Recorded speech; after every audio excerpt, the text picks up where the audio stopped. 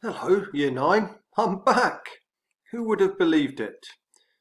Despite those comments that some of you put on YouTube, I'm here and I'm going to teach you Macbeth, Act 4, Scene 4. I know my hairline hasn't receded from last week. So what did we do last week?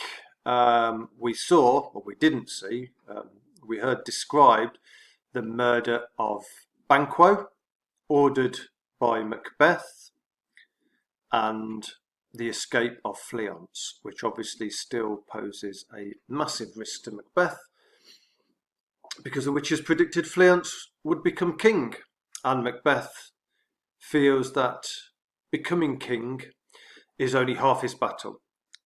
He has to, in order to achieve his ambitions, he has to stay king firstly, and then be able to pass all his power and wealth onto his next of kin, which he doesn't have yet, but there's plenty of time. They're still both young.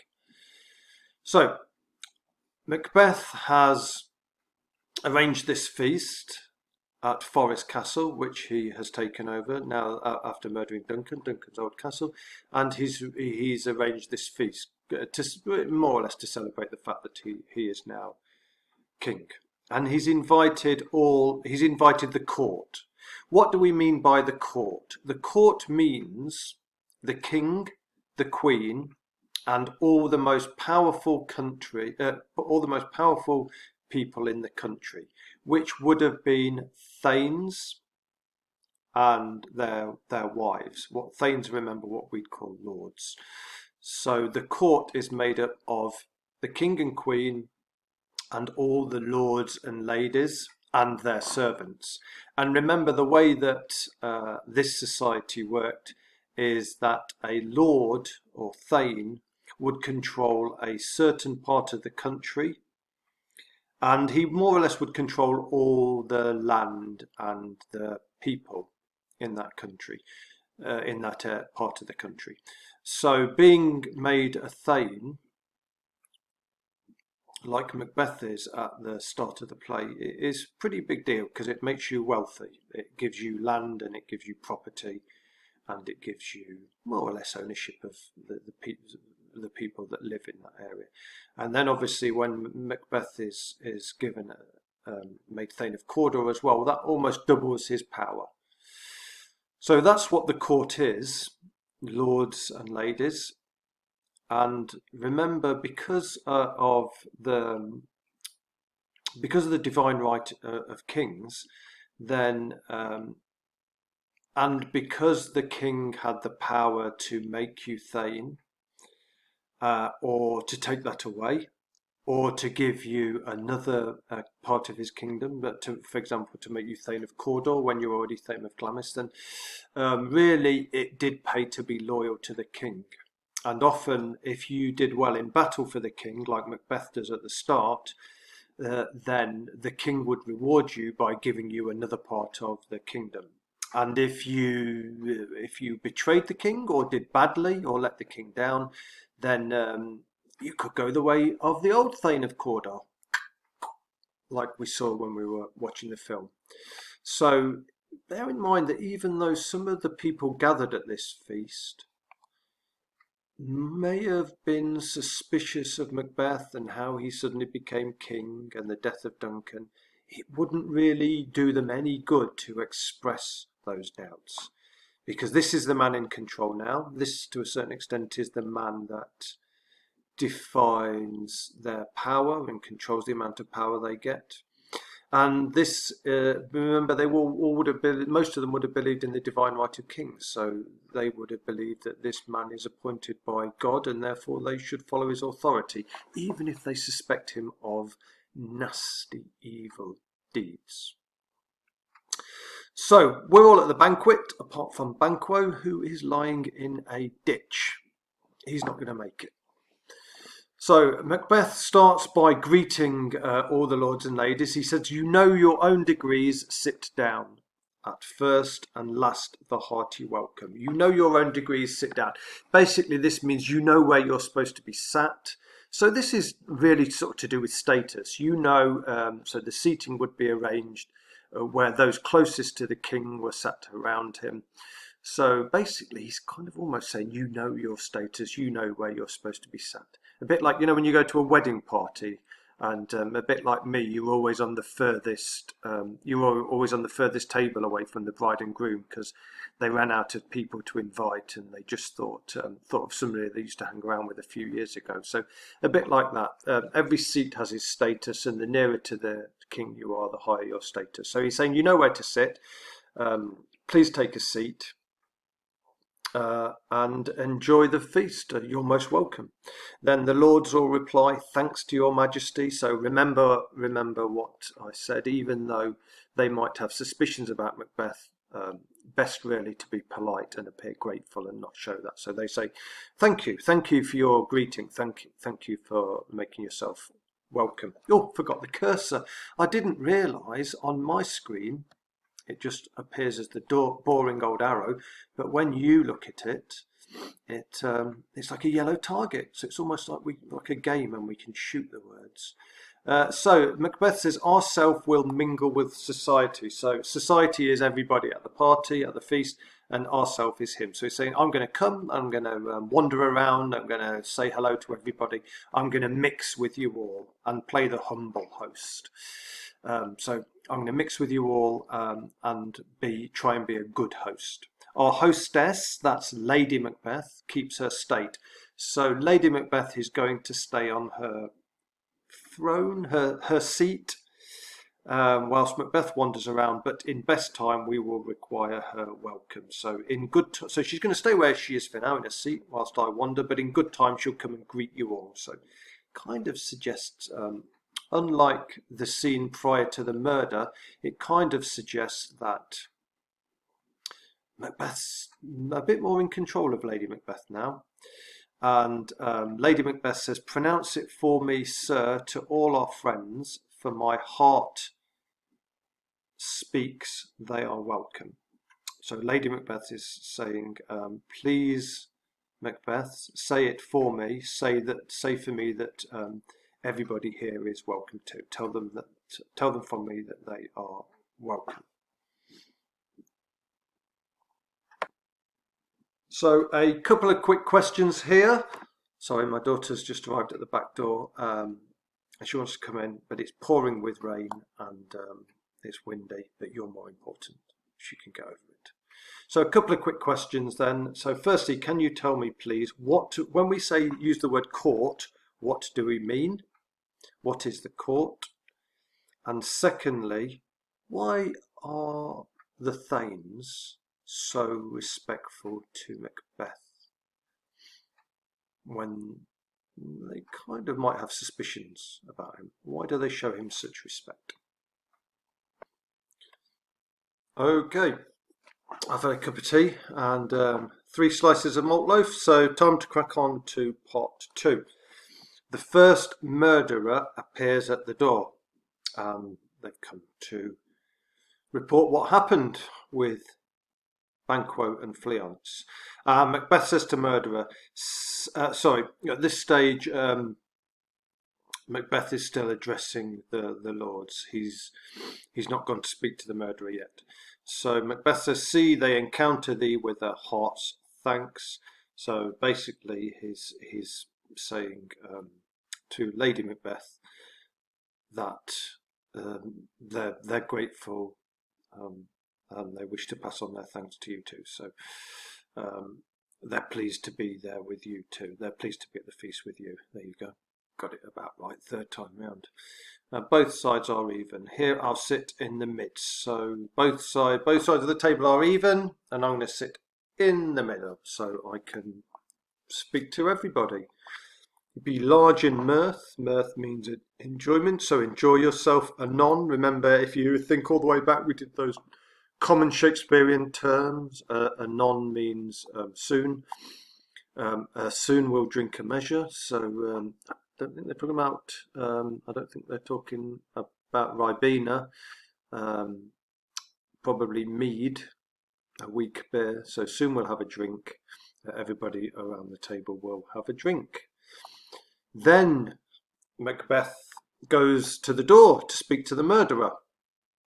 Bear in mind that this would be at the side of the stage, so none of the lords could hear what he's saying to the murderer, obviously. So he approaches the doors. He says, "There's blood on thy face," to the murderer. And the first murderer says, "'Tis Banquo's then." "Yes, there is blood on my face. It's Banquo's blood."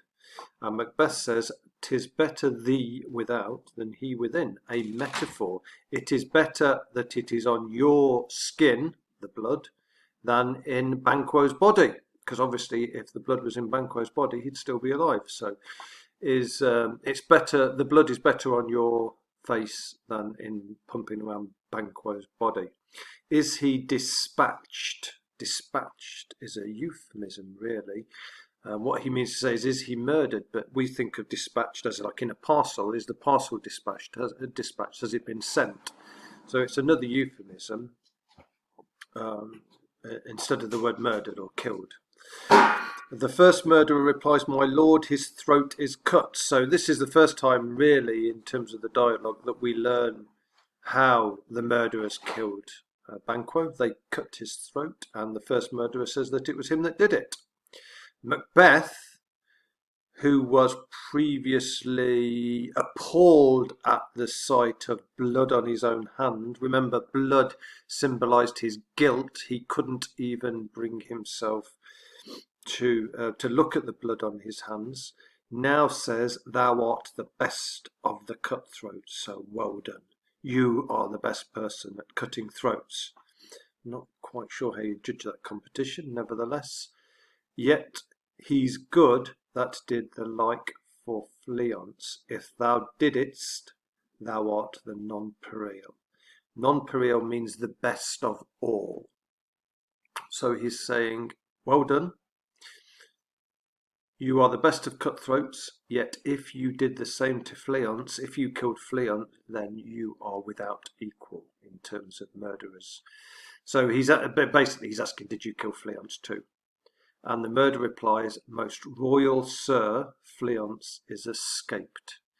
So, I mean, what we need to note here is that the transformation in Macbeth from being somebody that finds it impossible at first to be convinced to murder Duncan, then is plagued by guilt and plagued by the sight of the blood on his hands, and doesn't and almost seems to be on the verge of madness because of his guilt. Now is praising somebody who gives a fairly violent description of the way he's murdered Banquo. So all of a sudden, blood doesn't seem to cause any guilt at all. In fact, for Macbeth, this particular description of blood and violence is worthy of praise for Macbeth. So quite a transformation. So 2 more questions, please. Really, really easy questions. So this section started at about 8 minutes. So in the last 5 minutes, can you tell me, please? So this is the 3rd question. So how is Banquo killed? And number 4, what is the euphemism that Macbeth uses instead of saying murder? Remember, euphemisms are when we substitute a less offensive word. We use a less offensive word, instead of a more shocking or more offensive word. So what is the euphemism Macbeth uses here in order to describe the murder of Banquo? 2 questions, and then we shall get on with the show.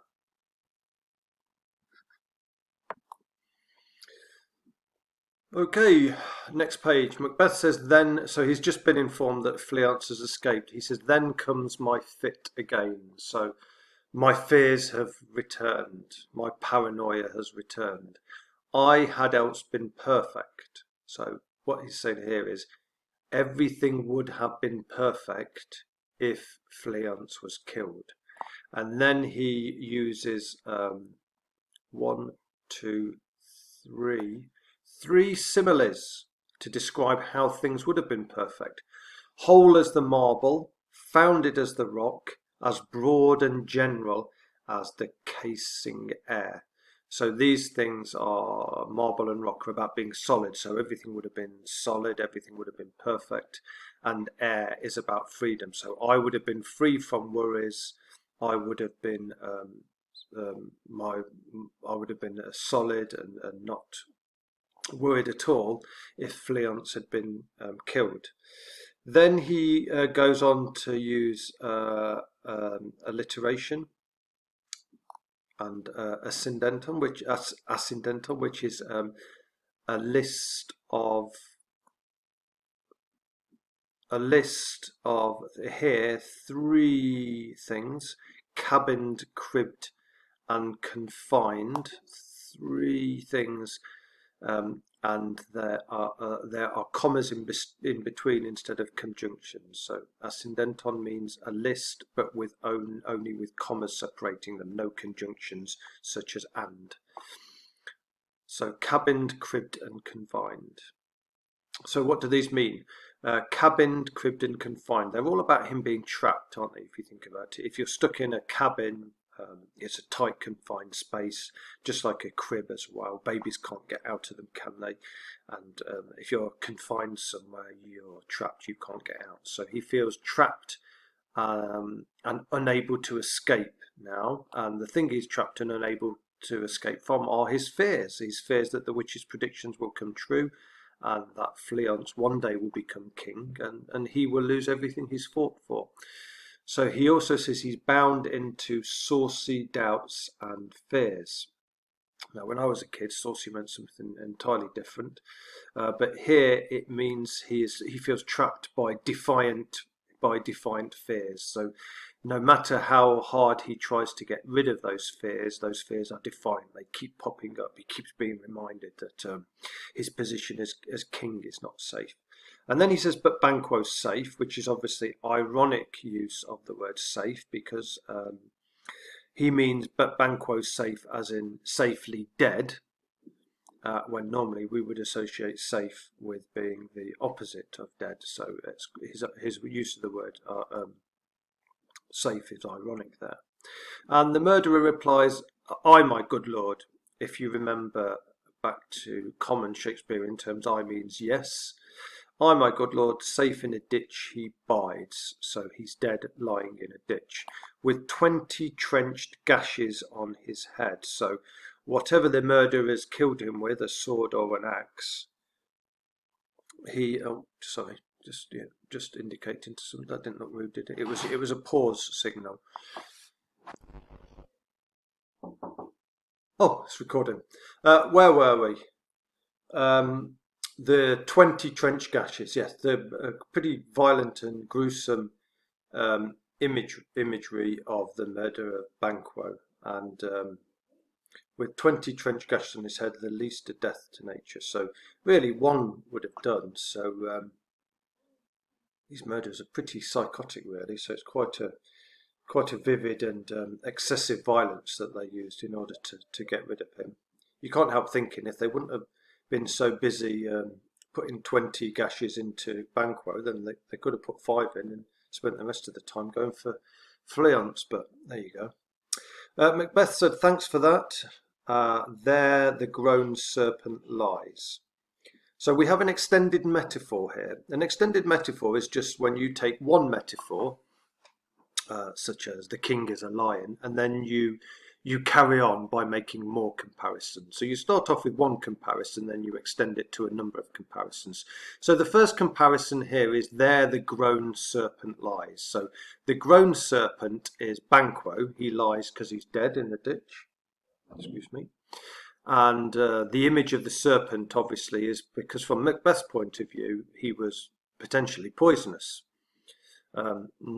Poisonous in terms of being the end of Macbeth's reign as king, because his son would eventually replace him.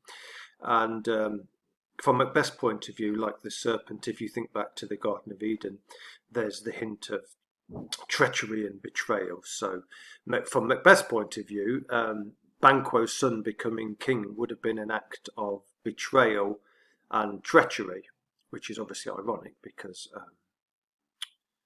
Macbeth betrayed and was treacherous towards Duncan. But there's the first bit of the metaphor. The grown serpent is the comparison between a snake and Banquo.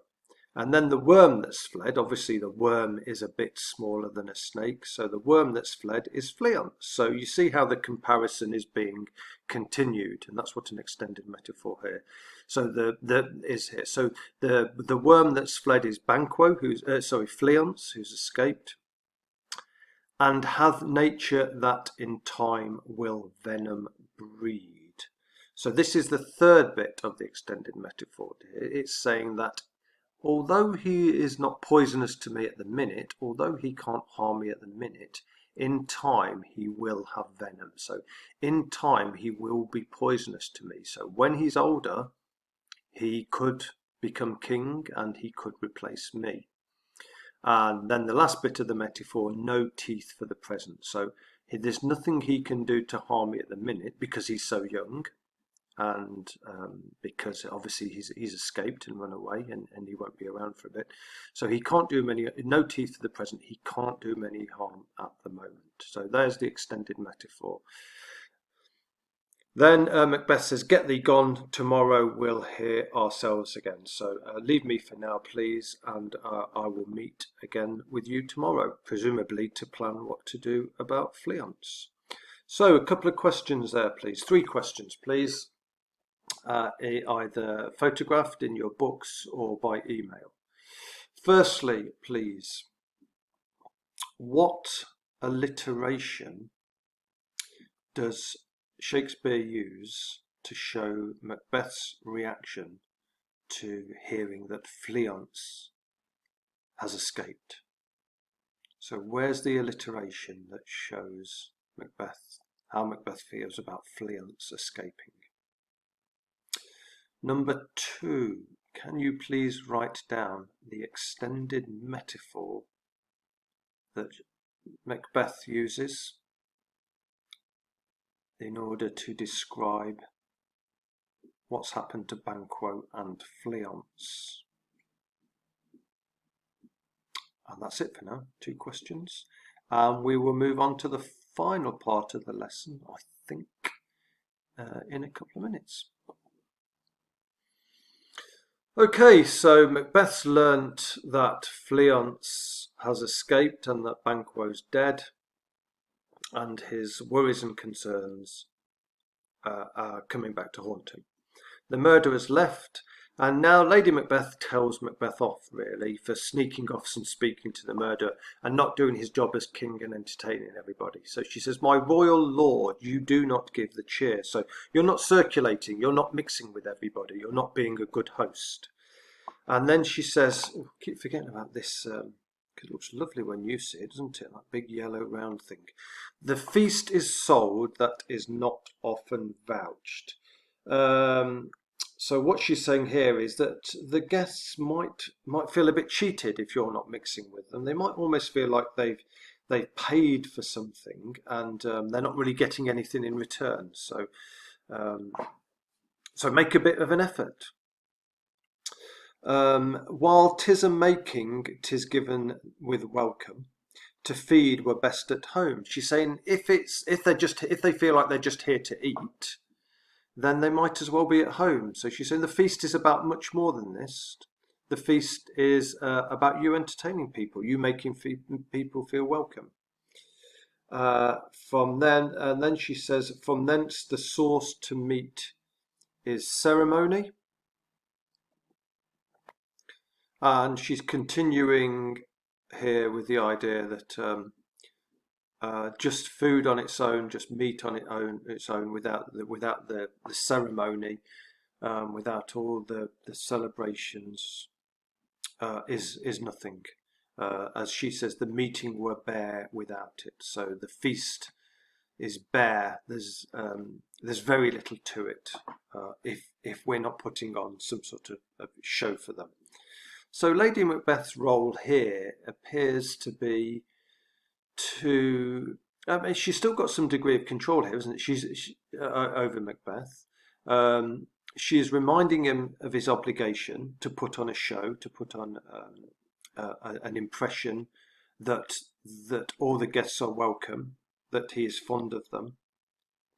And basically, she's reminding him of his manners and how as king he should perform and leave everyone feeling welcome and entertained. So she's quite diplomatic in order to remember that. And it appears that her role here is to maintain appearances, to make sure everything goes as it should do, and to organise, to make sure everything's running smoothly.